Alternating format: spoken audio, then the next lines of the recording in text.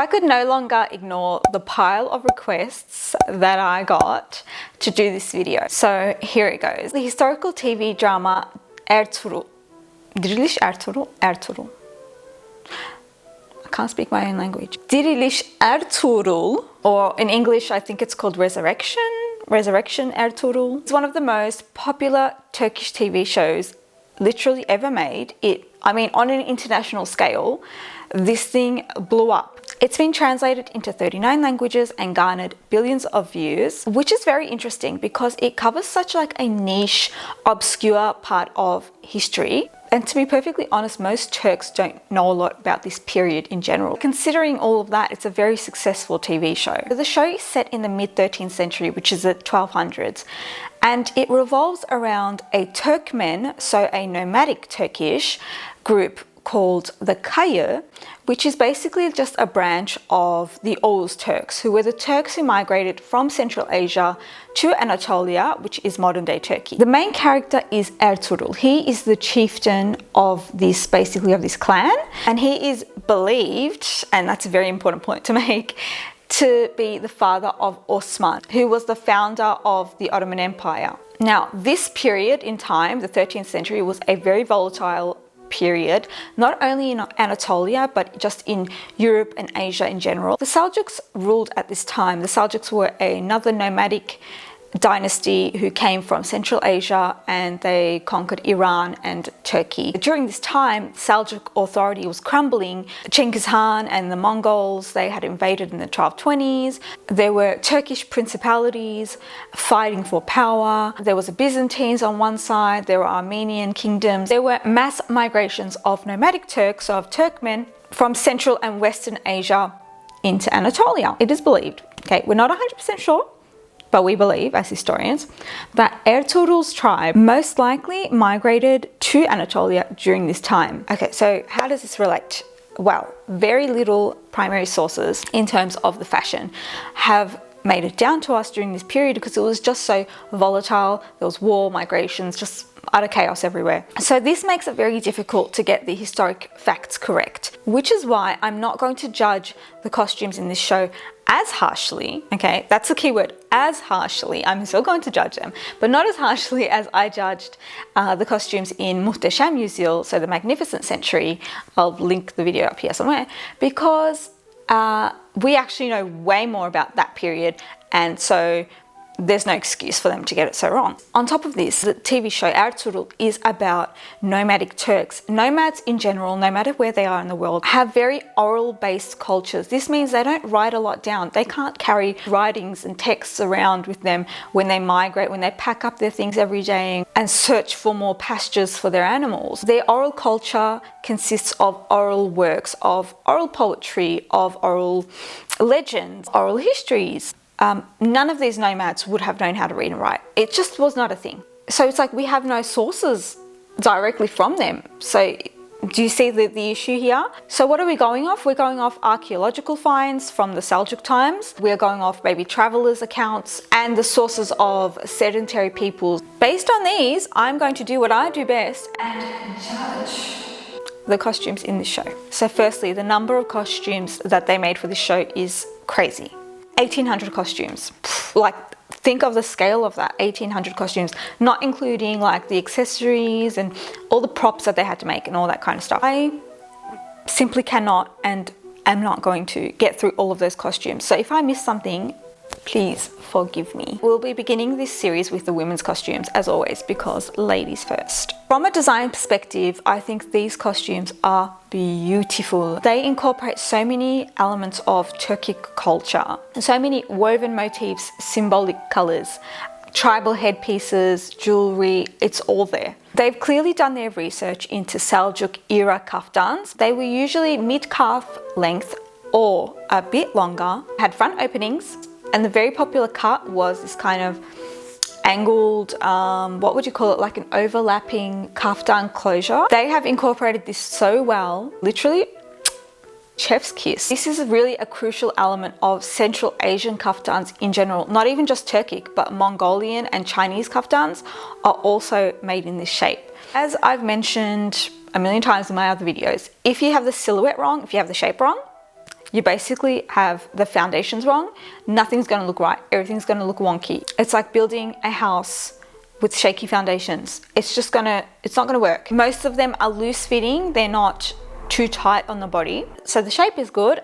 Sometimes they're cinched with belts, or they have closures. Sometimes they're frog closures, sometimes they're buttons.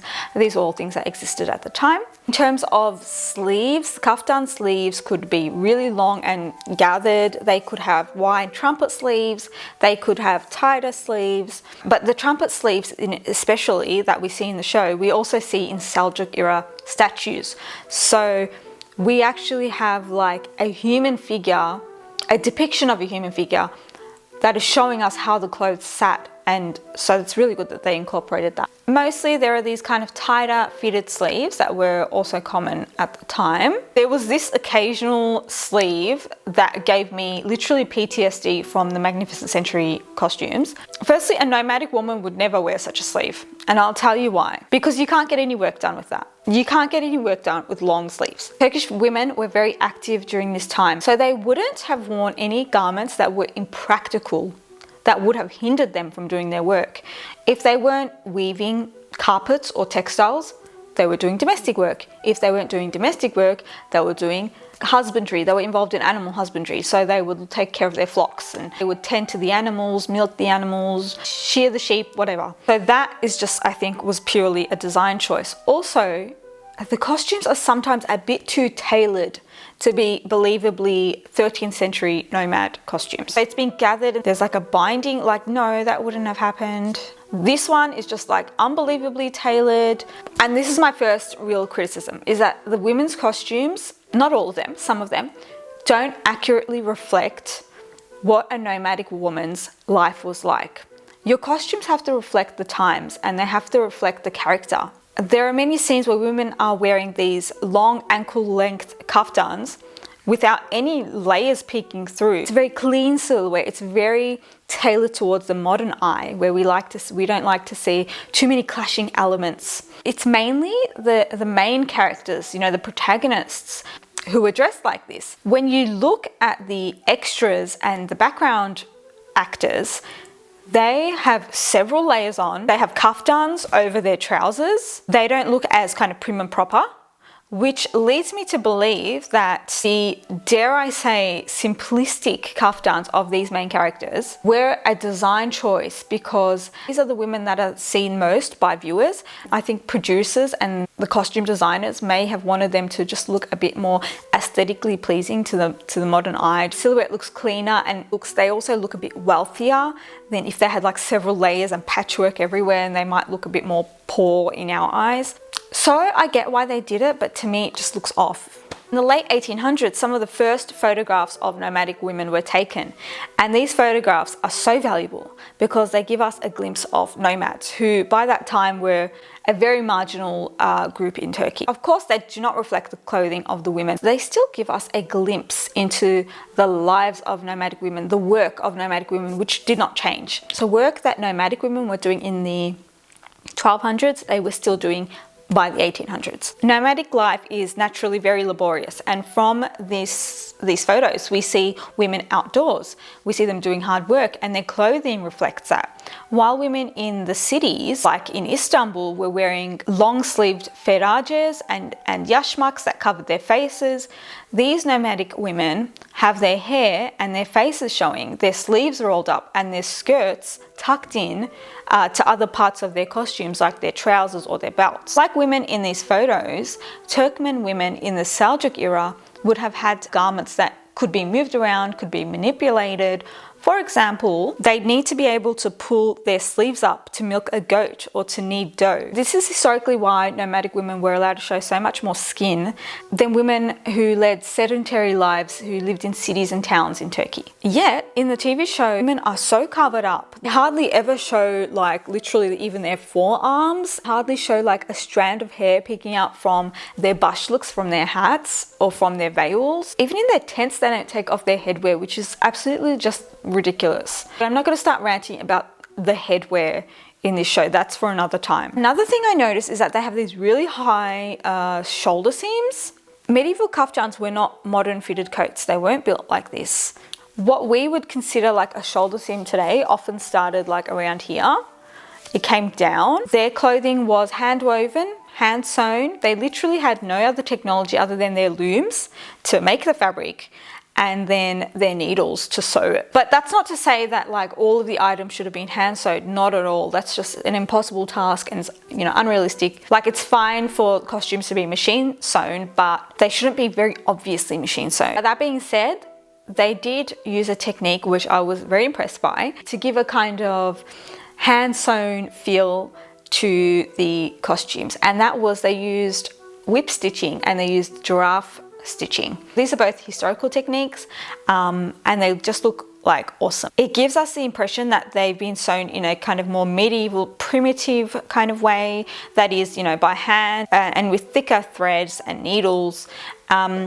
And it also gives the image that there's this extra layer of stitching that keeps the fabrics together. So how could they have improved these costumes? Well, they could have added the extra layers that I was talking about. They could have incorporated more trousers. Nomadic women were always on horseback. Even though they had kaftans on, there were always pants underneath, and usually these pants were really visible. Thirdly, they could have made the garments like less tailored, reminiscent of modern kind of cuts. I also think that in general, they did a good job with hiding the actresses' undergarments. Modern undergarments, like modern bras, can really change the silhouette of historical clothing, and we see this especially in TV shows that are set in the 50s, because instead of like bullet bras, they're wearing modern bras and they just don't give the right silhouette, which kind of detracts from that historical feeling. So in most of the women's costumes I'm looking at, you can't really tell that they've got modern undergarments on. It looks like they've just got layers on, which is exactly how it would have been during that period. Except there are a few instances where the women clearly have modern bras on and their clothes are a bit too tight for that period, but that's okay. I think that's enough for this video.